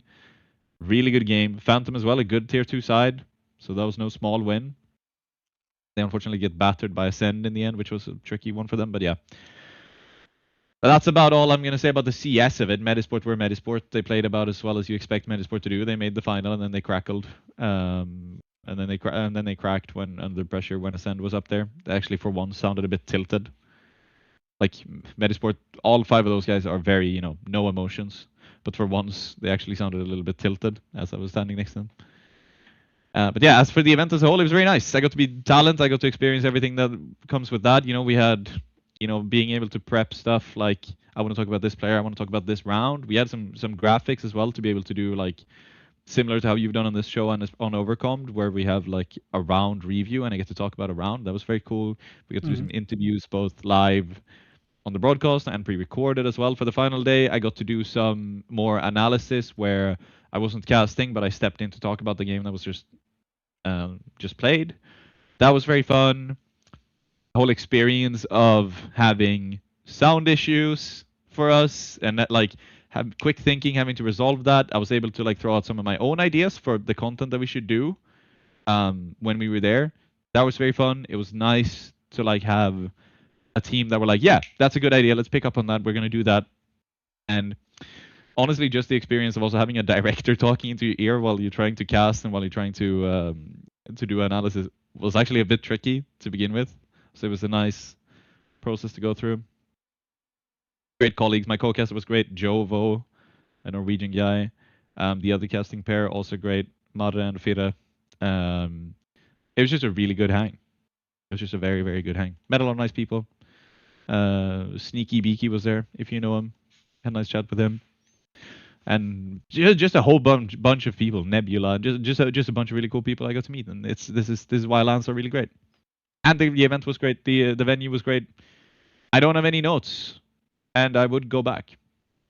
All right. Yeah, from basically a pure neutral perspective, looking in, this was an interesting event because a couple of teams that I've been quite down on played pretty well. I mean, yeah. Ascend are an interesting one because I'm not down on them. I just assumed they would never do anything in a purely neutral, whatever sense. Like it's not like any particular gripe. It's just I don't think twice about Ascend. But I watched some of the demos back in Stratbase. Use code KINGT at checkout for 20% off your first month. Stratbase.app. But yeah, the style of game they play is very straightforward. very straight up. A lot of XX pretty quickly off of very simple fakes and ideas. Like it's not bad CS by any means. It's actually, I'd argue, good, fundamentally sound CS. It's just, it's pretty simple. Like it's not much to really get confused by when you're watching back one of their matches. But it's just, they threw these XX, they went for them very directly, and Kaluba, I mean, Shake had a great grand final as well, I saw in the stats, but Kaluba is one of their few players that's consistently good, and he popped off. Like he was just good the entire time online, which is nice to see. Spellan actually, I kept seeing getting kills through walls and smokes and shit. And it was really annoying. So I was like, how did they win this CT round? It's like, oh, they got the opening kill. How? Spellan spammed someone through the smoke on Ancient at Jag. Like, that happened like 6 times. I was like, God fucking damn it. Like, this cannot be their only win con, but it basically was. And that's how they eked out that win in the grand final. The overpass or Inferno was basically the Spellan show. But then he was also very good on the third map, which was overpass, I think. And he was also good in the game before that. Like it's in the semifinals, so it was very much the Spellan show. Oh right, I was looking at semifinal demos. Sorry, it was the Phantom. Yeah. That's also a little bit of an upset. I know Ascend, they've had a very good run recently. When they were seeded, like a week before the event or whatever, they ended up being the 7th seed, I think, or maybe number 6. And they basically had a 12-day boot camp, won every single official in that boot camp, and the live ranking showed them as the highest ranked team when the event actually rolled around. So they played their way up all that way. So the HLTV page has them as the 2nd highest ranked team, like just behind, fingers crossed, on a Valve ranking. So they had been on an incredible run. That does help, I think. They probably had a lot of confidence coming into this one. Everyone here is obviously quite skilled. Awaken, Spellan, Screamo, Shike, Kaluba. I think that, like, with the exception of Spellan, who is maybe more of a traditional IGL, I think all of these guys. I think all of these guys have like a bare minimum level of aim that you need to hang in tier 2. It was just a couple of shaky rounds, a couple of, maybe not the best execution that I think was the main blemish for them. Or has been the main blemish for them, but then when it worked out, it really worked out. One of the things also, I was thinking in the games that I weren't casting, I was really trying to like stand next to the teams and really trying to like feel out their vibe, because we had almost like a Biox setup where the group stage, like the non-stream games were happening, or the non-stage games were happening in the same venue, like along the sides of the walls they had setups, so you were actually able to like walk around and just like stand right next to the teams as they were playing, and. I also forgot to mention that fingers crossed were here, I just realized. But I was walking around and I was trying to listen to them and like trying to get their vibe, trying to feel like what they were doing. And Medisport were very composed. Something at first I thought was a bad thing, because even when they were winning rounds, you don't hear Isak stand up on LAN and yell at the other team. That just doesn't happen. But then I thought it was a positive because they managed to have really good comebacks, and it's like, okay, you didn't lose your head when you were down 7-12 on overpass. Interesting. It's very well done. I think it's in the end that's what lost the final for them, because Ascend just were so happy, and I think they were just so psyched to be in a LAN final that they just kept the energy up, and they never the energy never stopped in a way. But those of you who follow events mostly through HLTV, you might have noticed Boss and Semperfi just did not show up in the event page at all. Semperfi, even with the limited HLTV coverage, if they had won the event, they would be in the major by about a 50-point margin on the live ranking. And obviously they didn't have to maintain that, but that's a good first step. They didn't even make playoffs. They lost to. They were one of the teams beaten by Young Ninjas. In a 1-13 map, they won Pistol and lost 13 straight to a Young Ninja side that has been practicing for about 2 weeks, and this was their first competitive outing. And that's like, I've talked big about Semper5 previously. They deserve a lot of criticism for that, and they're going to Pro League in about 2 weeks. It's going to be a yikes, I think. Boss as well, a lot to play for. American ranking, playing for American major spots. I get they just made a roster move. but they looked. I have to say, they looked so shit. Like when they played against Rethink, they looked so shit. It's like Rethink. I like the Rethink side. I like them a lot. I respect their grind. They have a core that I think has some solid players that have stuck together for about a year now. But Rethink are not that good. I Rethink are not that good a side where Stanislaw should lose to them as comfortably as they did. So for them, no, that's not particularly good. Phantom, I thought was probably maybe even the favorites to win the event, and they stumbled to ascend. They also, I think, they also did lose to Rethink in the groups in a best of one, which was something else. And then fingers crossed as well. Another one I thought was definitely going to be a favorite for to winning the event. Didn't make it into playoffs. They lost. Oh, they did. Sorry. Yeah, they did. They lost in the quarter. Yeah, they lost in the quarter to Phantom, which is, it's not the most ignoble of defeats, but it is. Yeah, they'd want to win that game, given that Phantom aren't again. Phantom, you say they're one of the favorites to win it before the event starts, but it's not like clear and obvious that they should be. So it is a game you expect to win. But look, on the 7-5 front, like the sorry. I'd hate to tell you that I told you so. You know me. I typically don't rub it in. I'm not obnoxious. I'm not a dickhead. But I did fucking tell you so. Yeah, you did. Utterly annihilated at Pro League. And it won't be funny. It won't be funny. It's very serious, very somber moment. You saying that makes me want to double down. But no. Fucking smashed. It is not going to happen. It's not going to happen. It's a relatively difficult event to pick a winner from, realistically. When you look at it overall, it's like, the highest ranked team was 79 on VRS. The lowest was outside of it, but there was a bunch of teams from like 79 to 99, that sort of range. Yep. Like it was quite a tight field. So impressive at the Sen, get it done. Who'd have thought? Bulgarians played tactically sound CS with a lot of XX and grind out wins. Nothing new there, unfortunately. Let's get on to another VRS Cup that happened over the weekend. Now, this time with neither of us in attendance. It's greatly offensive. I don't know why we wouldn't have been hired for the Portuguese broadcast of the Imperium Cup. I speak perfect Portuguese. I don't even have a word to go to. Obrigado, there you go. Caralho, perfect Portuguese. Yes, caralho, which is also Portuguese-ish. I know Swedish casters who get by on fewer words than that and just going oi oi oi oi oi oi oi oi oi whenever something happens. So yeah, we'd be perfect. They get paid. But let's get into it. The Roman Imperium Cup. This is the 5th one that happened. That has happened rather, according to their own naming system. I didn't check. And this one won by Hotu with a pretty impressive run. I was actually, before the grand final, really excited about how Gentlemates were playing. Like, Gentlemates beat Passion UA, they then beat BetBoom. Like, damn, they beat BetBoom? Like, that's usually a big sign. They get to the grand final and they get Norberted. They get Norberted. I don't know what you're going to call it, but Norbert beats them, basically. Norbed.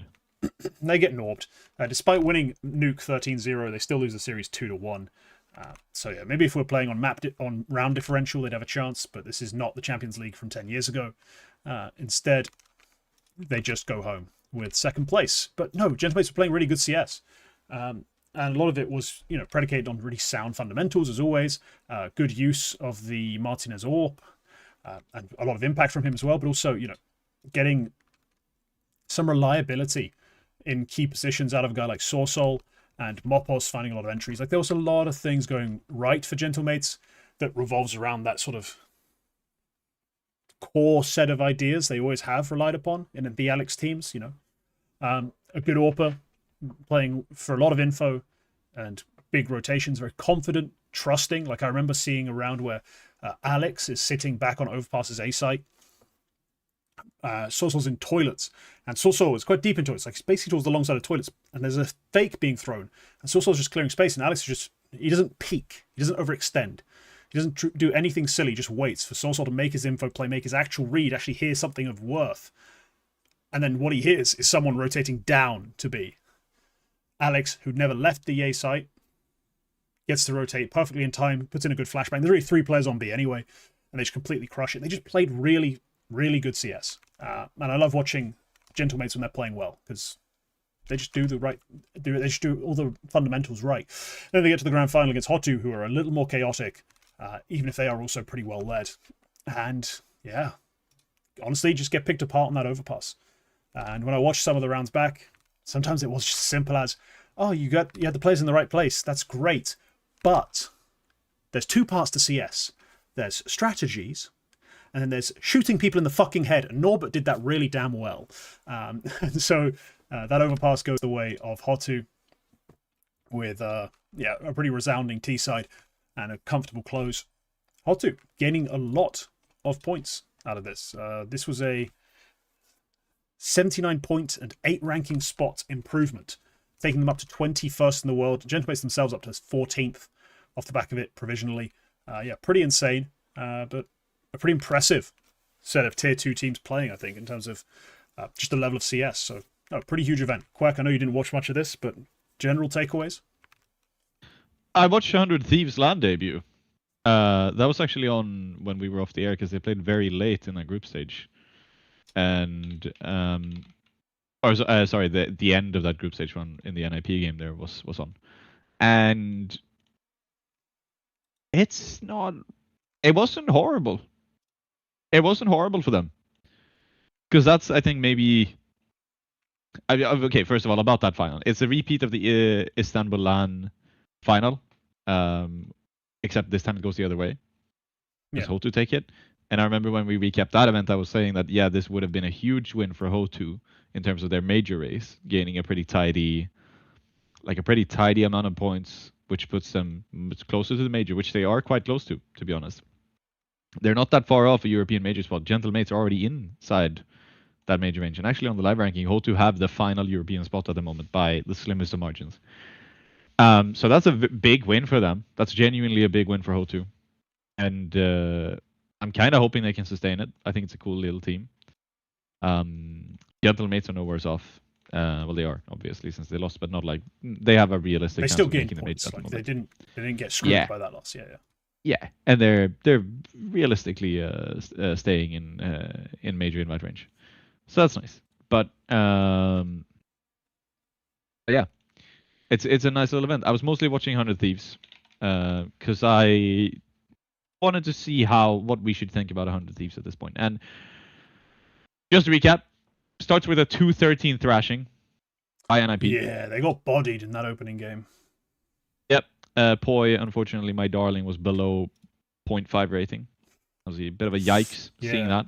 But hey, he bounces back. It's a 2-0 over Bestia, and Poi is at a 142. Let's go. We are so back. We have never been more back. Tomashin relegated to last place, unfortunately. We move into this group decider, which is also against NIP because they lost to Monty in the winners match. And 100 Thieves end up taking the opening map, 13-7. Very well done. Nice job. We go to Nuke. NIP win once again. This time not a thrashing. It's a 13-9. And then we go to Ancient. And 100 Thieves manage to take it in overtime. That's a bit of a thriller. And this would have been after a long day of Counter-Strike because this started at 10:30 my time, which is also Portugal time. And it was still on as the hotel bar closed and we went to our rooms at 1 a.m. I think. So this would have been a bit of a long affair. But it's nice. It's nice that they get it all done. They go into playoffs, they play Bet Boom, and this is one-sided. I get they win Nuke in overtime, but it's just 13-2, 13-5 on the other maps. It's not much to write home about.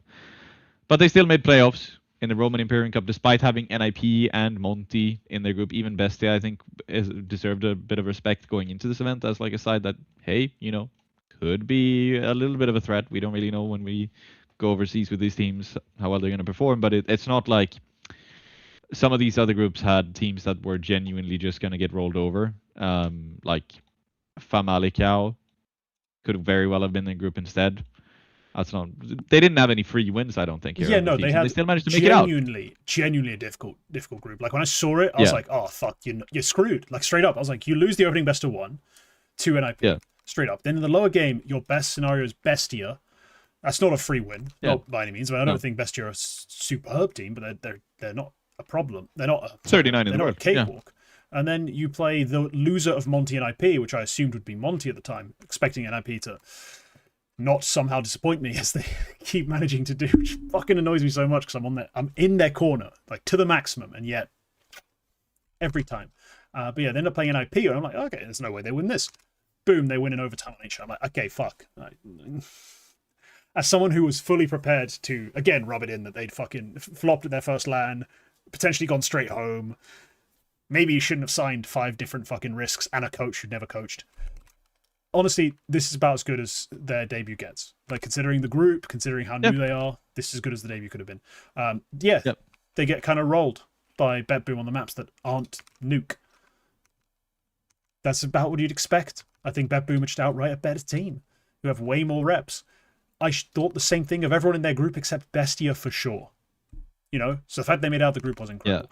So when they do get their VRS rank eventually, this event will be a positive, not a negative, I think, towards them having a good one. They haven't got one yet. They still need to play some more. But they need one more game. Yeah, 100 Thieves. Not a terrible debut. And hey, quite importantly, they all had short fucking sleeves on. Because, of course, the original jersey design we see in the pictures, fucking dreadful for playing CS in. They all immediately got a short sleeve version to actually compete in. No surprises there. Yep. I got to write the recap of this, of their debut for TLDR, and the grade I gave them there was a C-. And the minus is because Device did not beat any allegations. He really didn't. Like, they beat NIP, he's at 0.97. They beat Bestia, he's at 136. Great, that's the pinnacle of his event. They lost the opening map, he was horrible like everyone else. When they played BetBoom, he's at 0.75. Like, he was just awful all the way through. Like, this was a dreadful start for him specifically. He didn't, like, his standout series is against Bestia, where he wasn't the best player on his team either. And the 16-10, 13-10 is not much to write home about. You know, as a general no, the rating's nice, but it's not exactly a bombastic series. No. Shout out Syra, honestly. He's the one who comes out of this looking like an absolute don. Like, sure, also looking like a vampire, but still a don of a vampire. Like, legendary stuff from him to debut. Really important in the IP series that they need to win. I think that's the key, really, to it all, is the fact that he's able to show up so strongly against an IP. But in general, just has been better for this team. Yeah. So the minus is Device. Overall, it's a C grade. You passed, and you weren't. You did slightly more than the bare minimum. Yeah, that's but fair fucking enough. devices have. When I was talking up Device, I was always saying that he's the guy who's going to be your rock at the start as you're building. And so far, he is the rock that's weighing them down. yeah, he's the concrete block tied to their feet as they sink to the bottom of the lake. Yeah, it's not good. It's a good thing they have Houdini, Poi, Sundgren Nyholm, who is going to get them out of that, out of those shackles later on in the year. No, okay, but it's fine. It's fine. And I think that's pretty much every storyline from this event. Like the win is, all things considered, I don't think neither Gentlemates nor Ho2 are that interesting. It's fun, but they're not that interesting. Fnatic Fnatic and BetBoom finish exactly where they should, slightly below the bar. Passion UA. I mean, look, they still had Grim for whatever fucking reason. They're still playing with Grim instead of Senzu. They're still registered to play an event with Grim, so they can't change him out yet, I think is what I understood. So, yeah, that's it. There's nothing else to report. Yeah. Let's get into the end of month awards. Yeah. These need to be done. So it's the end of the month. Not really, but there's no more shows left in February, so we're going to call it the end of the month. End of month awards. Let's award our player of the month and our prospect of the month. Let's begin with the one that's boring, because we both have the same prospect of the month. We both went with the little Swedish boy wonder, Malo9, and I have some interesting stats for this month for him. Firstly, he's a 127 rating, 0.82 KPR, really nice. This is across 38 maps, of which he won 63%. He's over a 1.0 rating in 79% of those maps. Just generally good stuff. He wins CCT, whatever. But he also, quite importantly, wins 24 clutches in that time period, including 11 1v2s, only 10 1v1s, and a couple 1v3s and a 1v4. Just fantastic in the late rounds. He's playing exactly how I want him to play, and he's delivering. A fantastic month for Malo Kid. What more can you say? Like, we've been hyping him for so long, and he just keeps delivering. Yeah. Excellent job. I don't have any notes. I picked him for last month as well, and he's earned it this month as well. It's I think he has honestly maybe exactly the same rating. To be honest, it's just fair. It's just a very fair pick because nobody's really been better. They've actually managing to win CCT is a big win for them. It's a huge win for them even, because Alliance have been inching closer to like that deeper run in CCT, and yeah, this time they managed to get it. Very well done, and yeah, it's keeps on going. He's still 16, and in the time he's been there, I feel like they've taken a nice little uptick in VRS. They've gone up at least 10 spots from what I can tell. Yeah. In VRS have Alliance, so Melo9 having huge impact, an obvious pick. The rest of our top fives now I've selected for mine. Zelex and Slaxigez are my two, like 5-4. They're the ones I'm not. In Zelex, I've talked about a few times. Slaxigez, just he's young, he's putting up some decent numbers. Let's see where it takes him. But the top three are the big ones for me. Sypho, come alive on Nemiga is one of the only things that works really on that team. Bermilov, he is reborn under Bird from Sky. Even if they don't win enough for my liking, they need to win more games, they need to qualify for more things, get up the VRS rankings. The fact that he's gotten this young kid who's still only like 18 years old to be confident and assertive and take risks and hit shots again is huge, is important. And Bermilov just looks interesting again. So yeah, Bermilov was my number 2. Quack, who was your selection again? My number 2 is actually Kisarek, because similarly to Alliance, Sinners have had a very tidy little run of form in February.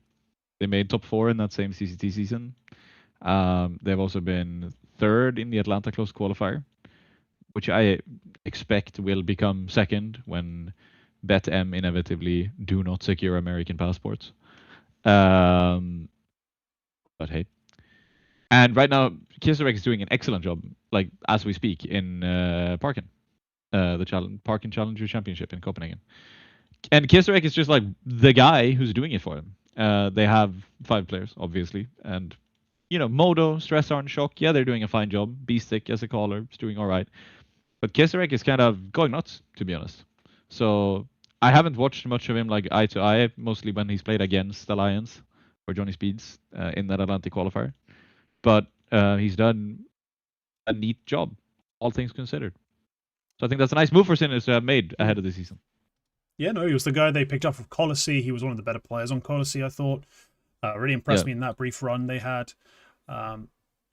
Yeah, no, not a bad pick as far as the week he's had. He's too old for my selections, but I know you have different standards for that, and he is just played really well. And Parken especially has been a standout event so far. Yep.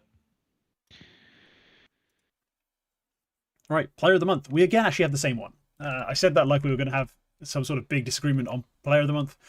We both picked Zywoo. We also have the same runner-up. We both have Munacy. I've put a big gap between Zywoo and Munacy for emphasis because it has really been Zywoo's month. Like, there's been a gap between Zywoo and the field. Like, he's been insane. And sure, not as insane in Cluj-Napoca, but his Krakow run was historic, his best ever, his greatest ever, for my money. And so he had just had to be Player of the Month for me. I know we both had Munacy at second, but yeah, Zywoo was clear first. Yeah, Zywoo was undeniable. I think I tried to make a case for somebody else because similarly to how it would be quite boring to put Donk anywhere on the list just by default of him playing very well, it's quite boring to put Zywoo as number 1, but it's just nobody has a valid case.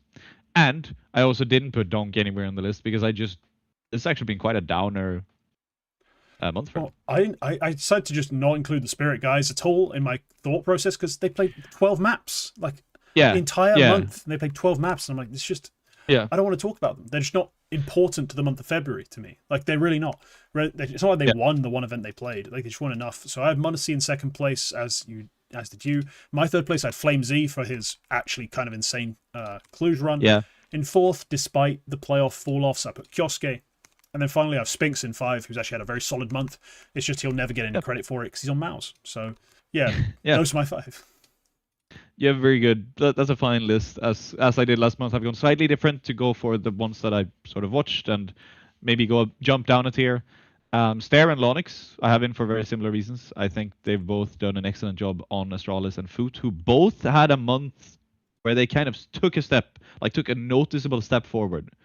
And Stare especially, I think, really has shown good stuff for Astralis in a couple of those key games in Cluj Napoca as well. And Lonix for Foot. I mean, Foot are starting to enter like a top 10 conversation for some people. Like genuinely stepping into that. Lonix is leading them on the way there. Jugs and Demon have been excellent, but honestly, I think the fact that Lonix has taken such a big step forward has made a big difference for Foot. And then my final player there is Male09 because, again, Alliance take a big step forward, but they do take a big step forward, and they're actually approaching a point where they can fight for one of those lower major spots. I think Mischief put out his first run of predictions as he did for the last major race, and Alliance have like a non-zero possibility to make it there. But but they're there somewhere, and that's Male09's doing, and he's the guy who's going to keep carrying them forward for that. And I just realized I realized you were setting me up for doing the whole prospects list, hence why there was that awkward silence. I just want to slightly mention Note and Mistem. This is because I saw them this weekend live, and they were great in the group stage games. They were great in the playoff games. Mistem especially, I'm making a special exception here. I know he's older than what we usually use as the H bar, since he's a career IGL has always been. I am just gonna make that exception because you get some leeway there in the IGL role. I think they have a really interesting vision. Note played really well individually. Missed him as well. Played really well individually. He was clutch as hell. Like, as much as I think Joski, Rude, and had some standout games, and Teen was a little bit of a no-show. Note and Mistem were consistently like the top 2 players for Young Ninjas. And again, an event where they genuinely really impressed me and genuinely made me believe that, yeah, this is a side that's going to be very dangerous in terms of like as an academy team as soon as they start building up some ranking. And yeah, those 2 other guys who I think are going to keep leading the way there. So yeah, and Bermilov as well, same as you. He's just been really well. He could be better. Like, he might have been prospect if he was delivering on the amount of setup he's getting in terms of being 2019 vitality again. Then maybe he would be prospect of the month. But he's still done very good. And Kono have actually played a lot of games, and some of them have been some nice wins. Yeah, no, the team, that's one thing I did mention. Yeah, the team just doesn't win quite enough. They've won 41% of the maps he's played this month. He's had 67% 1+ ratings, including a 121 average. Like, he's had some massive peaks, and that's been key to them beating not even very impressive sides, but he's had to do it. Otherwise, this team just doesn't get anything done. So impressive little month for Bermilov. Let's get into the part of the show that used to have a theme song, but now must be, unfortunately, acapella'd. Quack, it's time for Cock of the Week. Yes, I actually found one. There's another one of those slightly boring ones, but I felt like this was quite funny anyway. BC Game Real Solution by Tiny Giant, and he has a blade flare. This will become relevant. 2026, 28 maps. Simple 122, Electronic 107, Crazy 10, Muteris 0.93, Aragorn 0.87.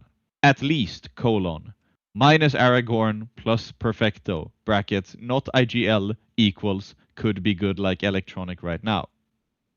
And then he links to Perfecto stats sheet. 0.97 versus top 20 anyway, better than 0.87 versus top 30. This is a prime Kevin from The Office speak in this thread. Also could be minus Crazy plus Sutom, brackets 122 rating in 2026, Young Star Kappa, which is a funny fix considering Stom plays on what I think is effectively a streamer team, but whatever.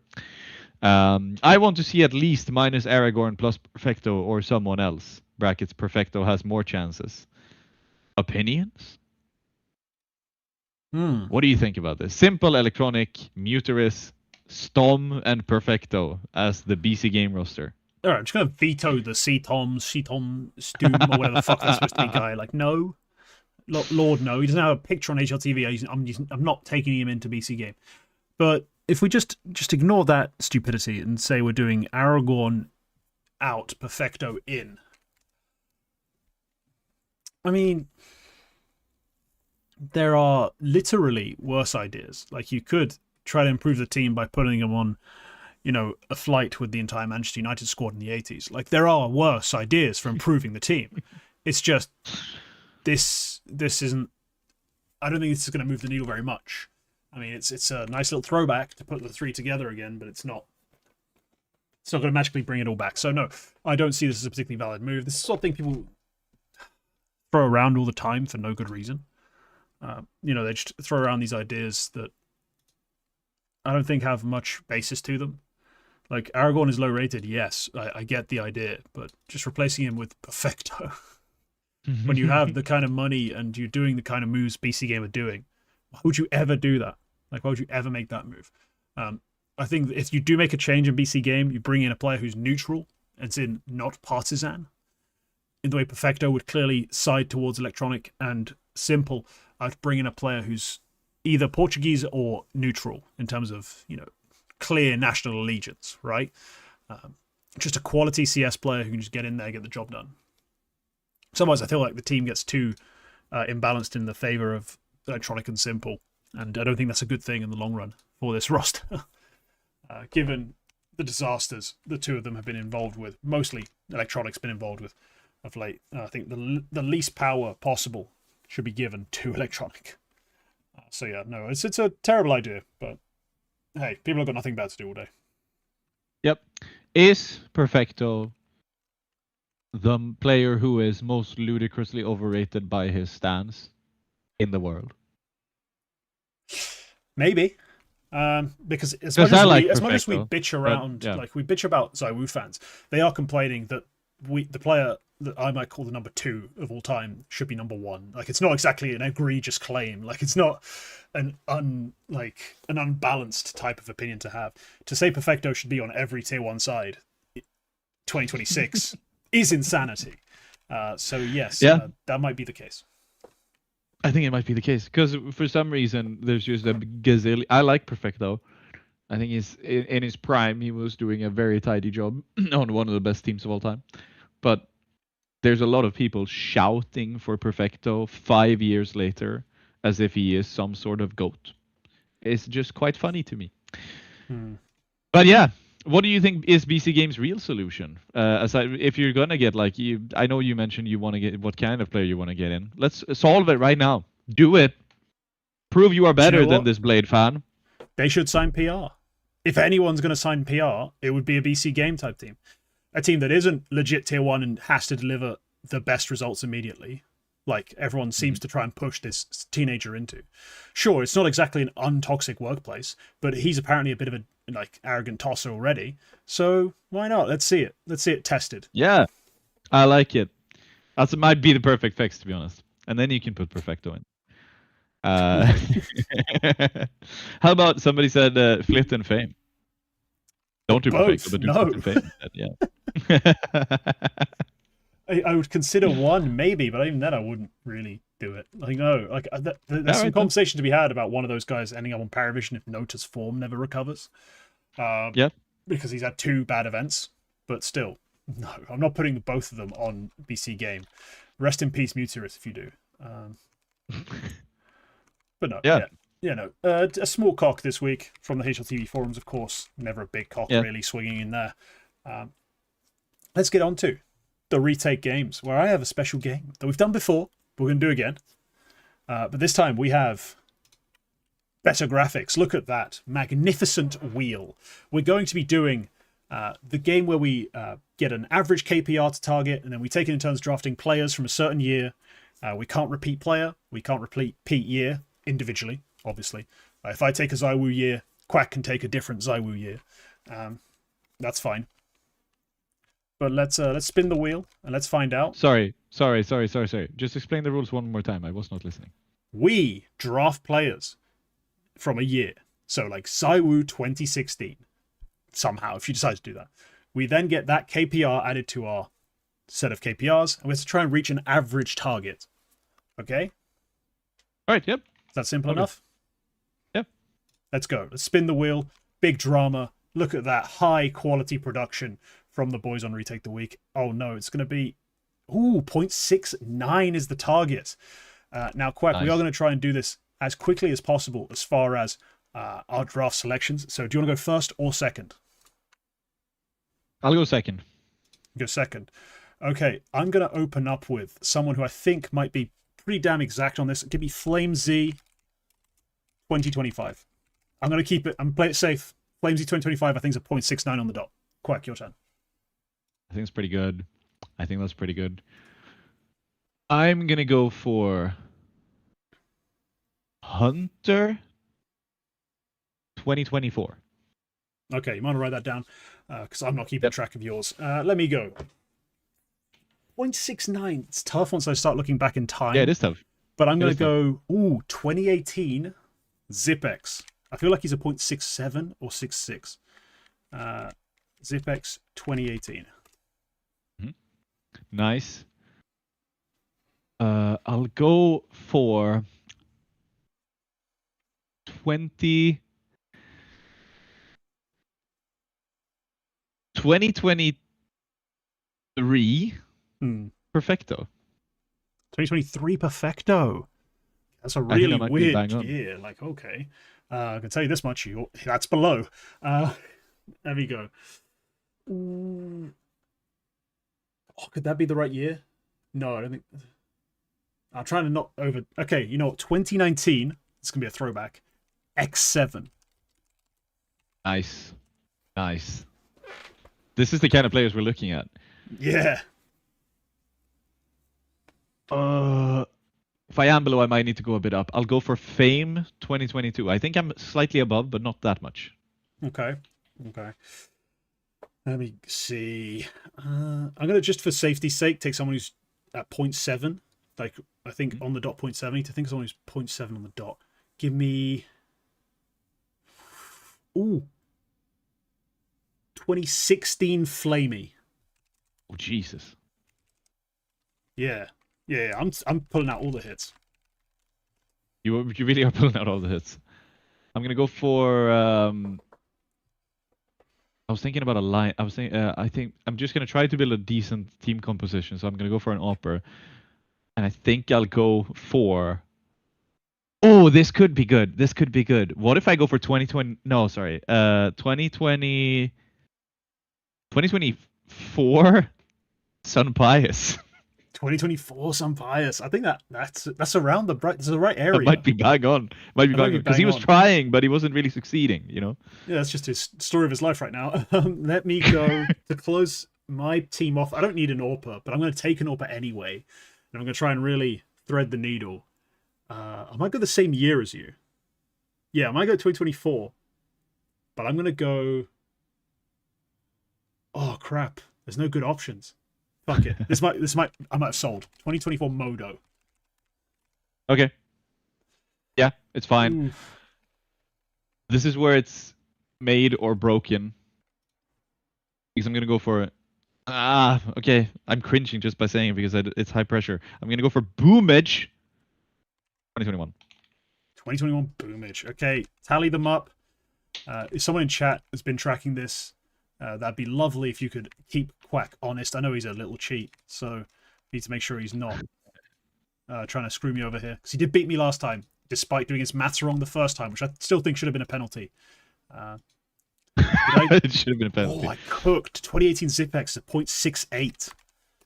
Oh, nice. I can tell you Hunter 24 is a 0.65, so I'm below the bar right now. See, the thing you said I was below with Perfecto 23 on Cloud9. Yeah. I know for a fact he was performing quite well that year, but he is a 0.64. So I'm going to have to hope Sun Pius and Fame are quite above the mark now. Oh no, X7's a 0.6. I gave him way too much credit. No! Why did I think he did better than that? Why did I think he did better than that? Because I thought, with enough Telia bullshit, he'd get his average up. Oh no, it's so many 0.5 KPR events. No, X7 might have completely fucked me. Right, Flamey 2016 I think is 0.7 on the dot. I was almost banging the money with Fame 22 when he won the major because that was 0.7, but he also started the year with K23, so he was doing really well. Oh no, I've sold, but that saved me. Flamey 2016 is 0.73 KPR, but That might help. Nice. Because I was way lower than I thought I was. So Pius 23. Oh, I said 24. I had it on 23. Fuck, hang on. Pius 24 is actually better than 23. He's a .72. I've been saved. I don't know if this is good. Moto's a .66. I don't know if I needed that. I think I might be a smidge low. No shit. Bobic was trash when they were in their prime. I was just remembering him having like a 1.04, like 1.02 rating, and people were saying he was a fragging IGL. Fuck. Listen all right. to the masses, you fool. Who was your final player? Modo 24. That was my final player. The one I didn't tell you. Oh, I didn't recap. I did Flame Z 25. I was perfect on the money with that one. So yeah. Nice. Oh, my average comes out to 0.672. That X7 pool really fucked me. I really thought he'd done more that year. Yeah. I think you've still won because I'm only above by a small margin on 2 players, and I'm very far below. Yes, we are coming out to 0.66. I was closer than I thought. Closer than I thought. Holy shit. Yeah, no, I really, really overrated X7. And to be fair, overrated Modo. I thought Modo was around a 0.7, but I forgot that was his OG year, so he faced some tougher competition. Yeah, I underrated St. Pius. Holy shit. Yeah, no, there was conversations, remember, of some Pius, you know, he's not actually that far off being a good AWPer. This team has more potential than we expect, yada, yada, yada. Yeah. So, no. That's why I felt like he was trying, but he wasn't succeeding. That's like bang on 0.69 for an AWPer, I feel like, but I was quite a bit above. I'm surprised I was only 0.03 behind. But which year was Boomich actually good then? Because he definitely had one where, like, yeah, okay, he has no fragging IGL years as NAVI's IGL. Let's be clear. He really does. No, I think he might have been. I think he might have been on Cloud9, and he was only marginally better there. No, the person I realized I should have gone for now is Nexa, because he was actually getting a little bit of numbers. Like if I was going to go for somebody in that era. For Nexa. No, but he was getting a little bit of numbers here and there. If I picked a better year. All right. Congratulations. I must hand you the win. Big dub, big dub. I love this game, honestly. I kind of love this game. Like, this is my favorite game I see sports podcasts play. Like, when I see shorts of like sports podcasts doing this, like, sports podcasts are 90% arguing who's the GOAT and stupid games that are trivia. Like, that's all podcasting seems to be. But I do like these games. These games actually take some skill. But yeah, that's nice. Let's close out the show, because there will be no Prospect of the Week, because we did Prospect of the Month today. No, hang on. On? There's an eternal segment you have skipped. Yeah. We're closing out the show on the Eternal Shuffle. Like, oh fuck! Okay, I thought you were ending the show. Jesus. No. It's time for the Eternal Shuffle. Yeah, right. Give me some moves. I'll give them some grades, and then we can all go home. I'm just gonna read out what I wrote for the opening for the TLDR for this first move.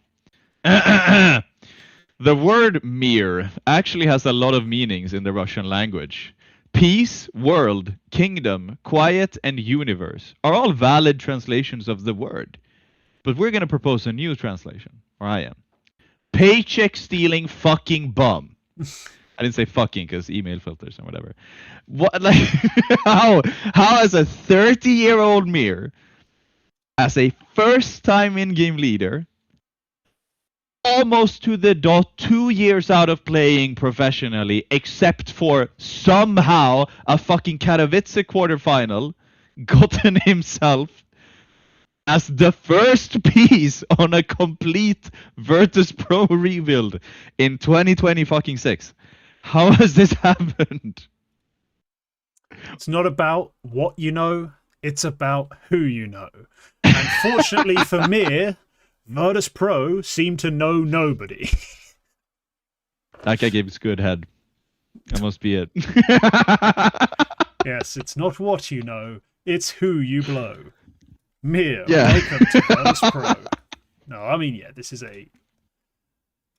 Yeah, he had a brief stint with his team, remember, in the past, that wasn't exactly anything thrilling. He was a 2-bit role player, you know, for that roster. Yeah. I remember Tony was very excited when it was announced. Yeah.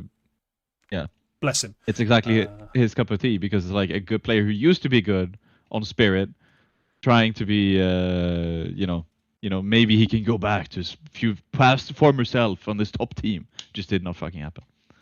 Yeah, I don't know. I have no reason to believe this will work. Virtus.pro are in a very desperate situation right now, with Bist and Toro the only things that remain, and they're completely going from scratch unless there's some sort of weird core they can activate somewhere. But yeah, for me, this is a horrific start to the rebuild. I'll give them a D, just because they had to start somewhere. Yeah. Next up. I don't know what is going on with Russian teams management recently, but Nemiga, just to recap this timeline, they cut Lear and made Risky Bob the IGL in his stead.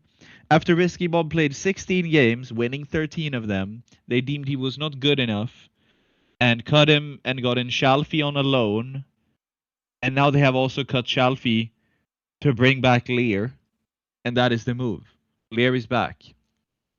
And Risky Bob is out. They've only somehow they've managed to replace Risky Bob and whoever the Xanter with whoever the fuck they signed. I don't even remember. But Lear is now the IGL again, and somehow this team is still winning games. It doesn't make a whole lot of sense, does it? It really doesn't make any sense. I don't understand what's going on with this roster at all. But they're trying. They sure are trying. I'll give them that. But yeah, here we are. They've made this move. I mean, look, yeah. I think Lear as their IGL was their best option anyway. So I'll give them that credit that they've made the correct decision on that front. But all in all, I just think this roster's in chaos. This team is in chaos. And I genuinely am perplexed as to what they are going to do next. Like, who knows? Like, it's the big mystery of the scene. Yeah, do you want to hear the deep research that Nemiga have done in order to come to the conclusion that Lear was the best option anyway, which they put on Twitter? Yeah, let me know. And I quote, "During the first training week, we've discovered that process of adaptation, I suppose that the process of adaptation is probably what it's supposed to be, for a new captain to the team's current structure would require significantly more time than the organization could offer. Therefore, Nemiga Gaming and Shalfie have mutually decided to end the loan." And Lear returns as an IGL as he's fully familiar with team structure and the coach's requirements. They don't really like the word "the" in Nemiga's press releases. Probably written with a thick accent. But yeah, it's a weird move. Is there a grade? Honestly, goodbye, my light. They get a B for that. Just a B. Like, yeah, it's the right move, but circuitous to have basically just not made a move. So yeah, B. Next up, another Russian move, and this also scratched some heads. They're really going for the three-peat. One win have cut Hobbit and Inters. I'd like to underline Hobbit in that sentence, and they've signed Kickert and Rios. Rios. Who the fuck is Rios? Do you remember when they signed Kronos and Ozik from some fucking whatever the fuck team, which has a logo which is also present on the one-win jerseys like pattern, and that team is called Enjoy? I don't remember them signing them from there, no, but okay, if you say so. The Reyes was also on that team and has been signed from Enjoy. So this feels like some sort of Spirit Espada kind of thing, where like you are the academy team of this team. Right. Okay. Whatever they're doing, but yeah, emphasis on Hobbit and emphasis on Kickert. Yeah, I mean Kickert, get fucked, but Hobbit put up some good numbers for them, so this was a bit of a puzzling one to see. I assumed initially he got a buyout or an offer from someone. If he ends up on Virtus.pro, I'm sorry, really sorry, Hobbit. But instead, this kid, this guy, who this Rails person really is, has good numbers in a few games. They haven't played a lot, but they played a few games with Enjoy, HTV matches, and the numbers are good. So I guess maybe that was the inspiration for it. Just to freshen things up, go for some more talent, just see what they can do. Because I still think Ozik has some potential. Latic's not dreadful.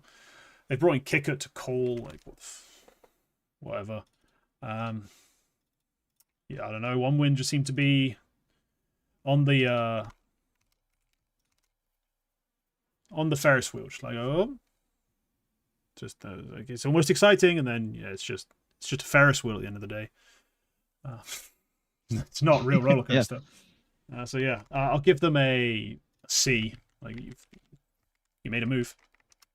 Yeah. Spirit Academy have a new roster. It includes Mazai, and that's the only addition I'd like to highlight. These are all from the lower academy tiers. And the other thing I'd like to highlight is Robo is now available.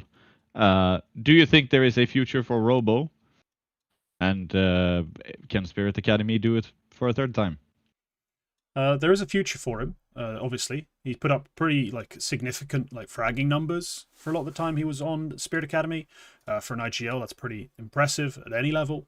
And then also on top of that, he kind of just deserves the shot because he managed to make some pretty decent runs happen on LAN, beyond just his calling or his fragging rather. He just win games. So fair enough. I'd give the guy a chance too. So hopefully he moves on to bigger things rather than just fading out into nothingness. And yeah, hopefully that's not the last we've seen of him. It's basically my my takeaway. Yep. And finally, I cut the brute move because, to be fair, who cares? Boss cut yeah. Fruit Cup X, and Sportsbet Expert cut Steel, and they added Fruit Cup X. Sportsbet Expert, I'm pretty sure, is one guy. It is one guy who runs that team because I've seen him tweet stuff with using me as the pronoun in the tweets this week. Okay. He has signed Fruit Cup X to his team. I mean, good for him. I don't have much of a take on Sportbex Expert's team and how it's been playing. I know Boss have played terribly since their cutting of Fruit Cup, though they barely played. So there's not much to dissect there. I honestly don't even have a grade on this one. I haven't watched a second of them play. So all I can say is I hope it goes well because Fruit Cup, a lot of people are in your corner, or have been historically. So I'm rooting for you, rooting for them. Yep. Those are the moves. The shuffle has, despite being eternal, for this week it has ended. Yeah, just for this week. It'll be back next week. But yeah, okay, that's going to be the show. Thank you all for tuning in and sticking with us for these 2 hours. Sorry about the weird time of day. But yeah, that's just how it's going to have to be now that I have a job. Ugh, disgusting. I know, it's gross, but here we are. Cover your ears. 2 working adults on this show. Ish. Yeah, not really adults, but we'll make do. But yeah, we'll see you next week, probably around this time. If not later. But yeah,